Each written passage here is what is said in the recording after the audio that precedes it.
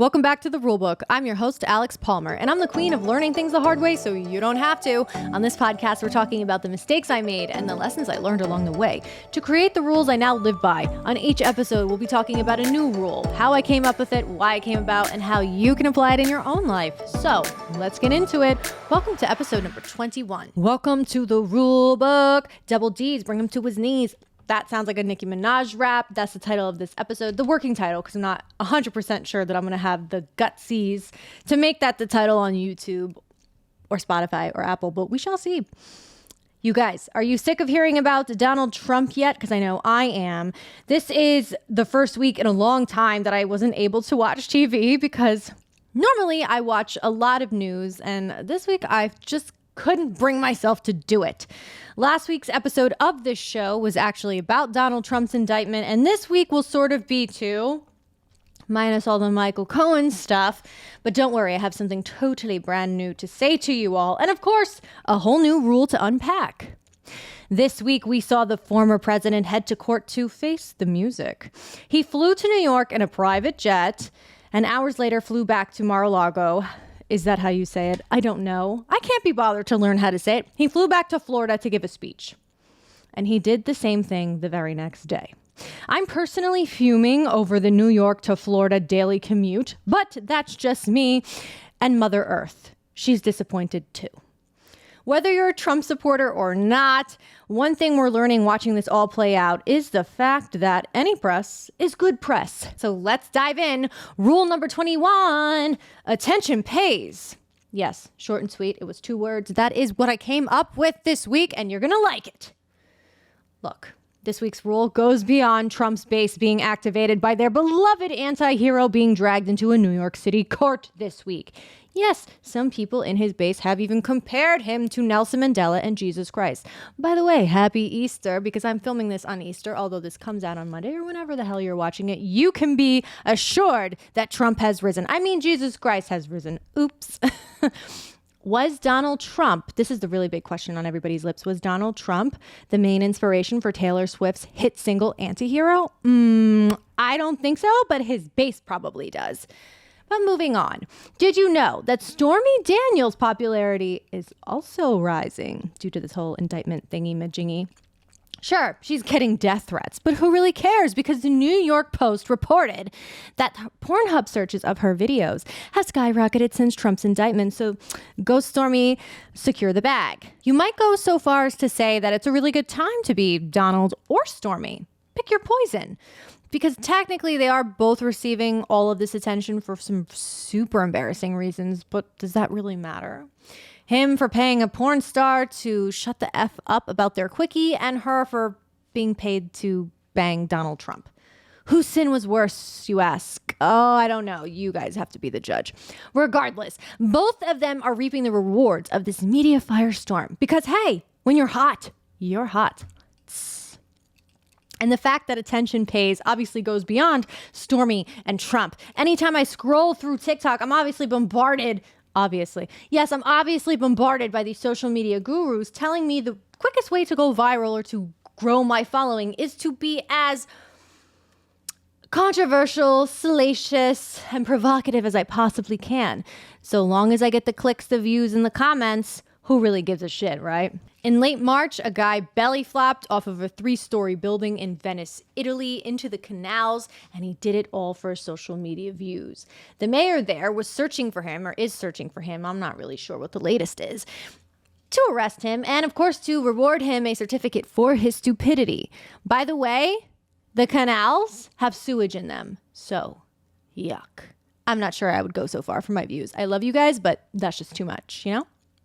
I think it's discouraging to feel like you have to lean into the negative or the stupid or the crazy to get attention. As a Libra, that's just like not my vibe. But I've struggled with this podcast even to do shows on topics that I really want to talk about because I'm like, wait, I'm not going to get the views then. And even when I do topics that I'm interested in with the controversy built in like this one, I still don't necessarily get the views that I really want. So it's a very tricky balancing act. Do you remember the TV show Jackass? My millennial is showing yet again. It became quite the franchise. There was movies. What was his name? Johnny Knoxville? That sounds right. He became a little star. But it seems like we're all living in a society that only rewards ridiculous.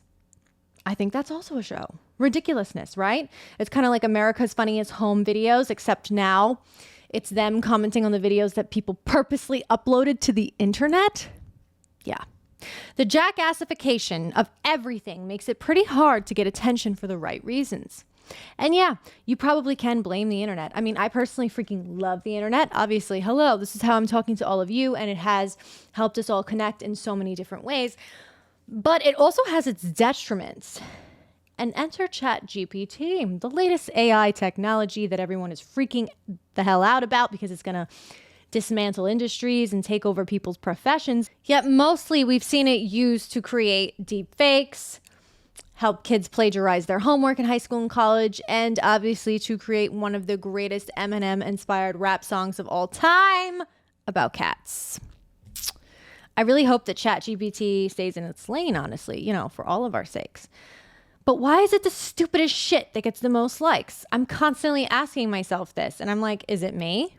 Why is it that the media is so obsessed with Trump's growing popularity instead of rallying around the fucking fact that he's commuting on a private jet plane every single day? If I was a judge, I'd be like, Trump, you've got to stay in New York for the duration of this trial. Society. But Mother Earth, that's what she needs.